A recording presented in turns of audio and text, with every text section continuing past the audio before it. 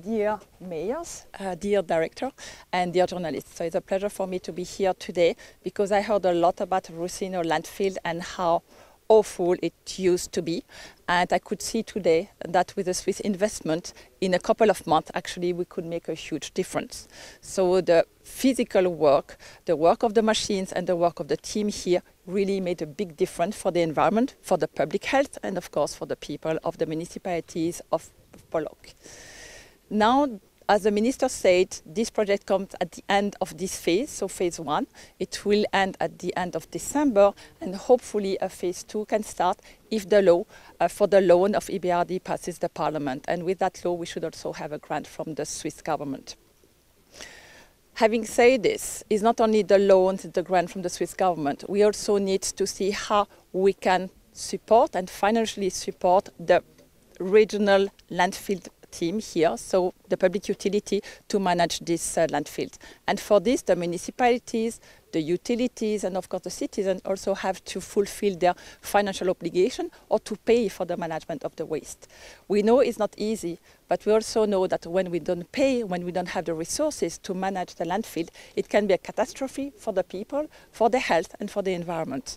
So we need to join forces. We all need to take our responsibilities, and the donors can only support the people, the municipalities, the region, and the government, but we cannot do the whole work. So I really hope that in the future we'll be able to support landfill management all over the country, that loans with grants and with fees from the people, this can be sustainable. And the minister said that hopefully this will finish forever, but I think waste management never finishes. There's always obligation, there's always waste, and you always have to pay for this essential service, again, for the health of the people and for the nature. And thank you very much for being here today. Денес сме тука да направиме малка, како се вика тоа, на надзор со амбасадорката и граничалниците на регионот Полог. До сега бев првата фаза за инвестиција на Русино со поддршка и донација од Швајцарската федерација. За таа сакам да благодарам и на амбасадорката.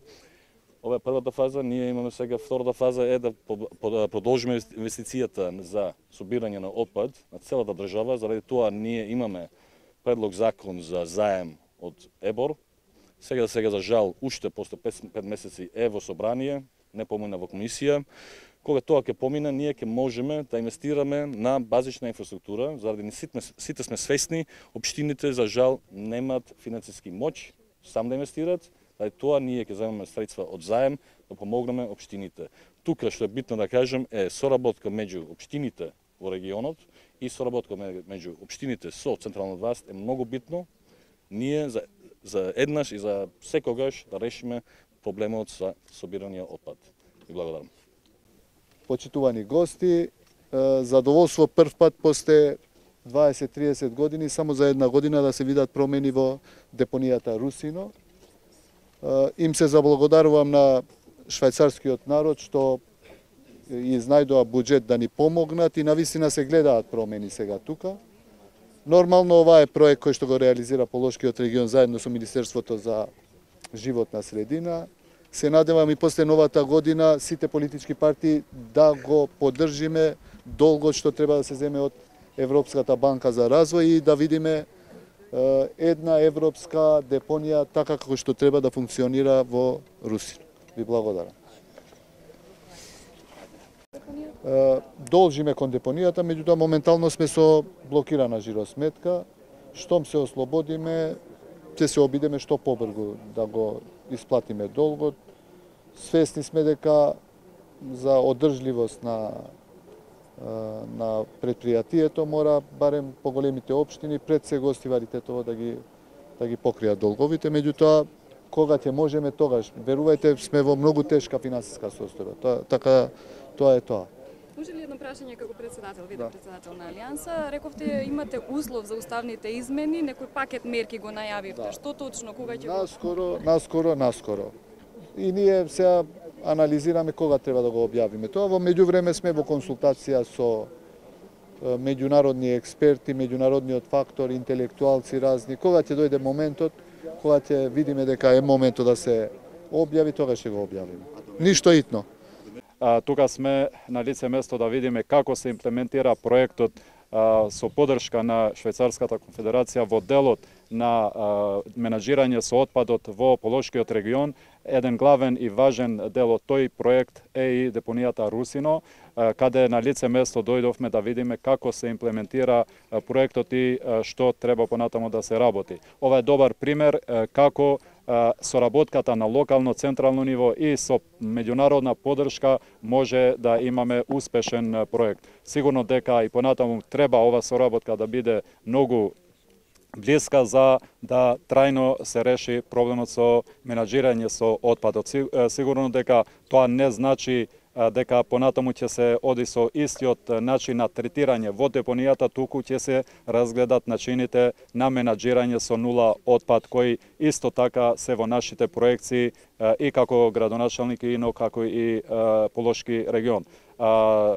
Да заблагодариме и на управата на депонијата за успешно менаџирање во досегашната фаза и сигурно не случајно сме заедно со сите други градоначалници, со директорите на јавните комунални претпријатија и со концесионерите на јавните претпријатија во градовите и во општините, за да на лице место да видиме што значи добро менаџирање со депонијата, истовремено да ги расчистиме сите обврски кои ги имаме према депонијата, за тоа што сигурно дека за да ова профункционира тековно, треба да бидат реализирани и платени обврските кои ги имаме, затоа што еден ден, една недела да запре тоа, после ќе ни треба многу време за да се вратиме назад.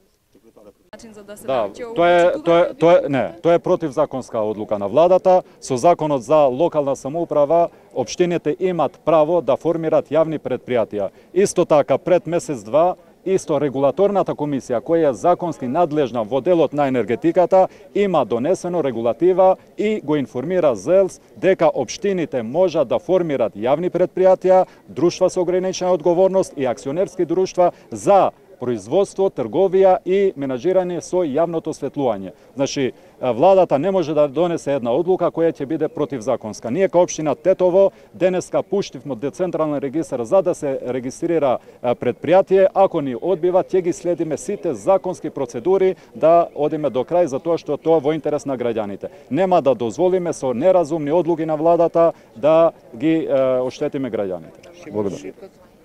Почитувани медиуми, беше крајно време да се собереме сите заедно, да го видиме нашиот прогрес на лице место, да видиме што е направено, истовремено да го искористиме овој момент, оваа прилика да им се заблагодариме на 12 херои на депонијата Русино, вработените, кои несебично и после работното време се тука во депонија Русино, работејќи, грижејќи се за ова депонија како да е нивна својина.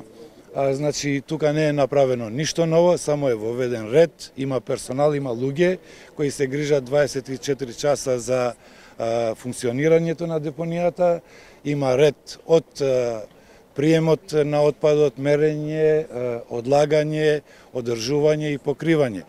Тоа е целиот процес кој се води тука. За да се одржи ова нормално, треба сите ние да бидеме многу сериозни во нашата работа, да бидеме тие кои ќе се грижиме да се наплатат сите задолжувања кон депонија Русино, да побараме нови финансиски средства, да ги замолиме пратениците во собранието да го изгласаат законот за задолжување, со што ќе се овозможи и започнување на втората фаза, односно изградба на санитарна депонија Русино. Плаќаат ли општините? Значи, општините, знаејќи нивната лоша финансиска ситуација, делимично плаќаат, значи имаат долгови кон депонијата Русино и би било добро да изнајдат начини да го отплатат останатиот дел на долгот заради тековно одржување на депонијата. Знаете, бидејќи ако операторите само 2 дена не работат во депонијата, шансите за враќање на старата состојба се многу големи.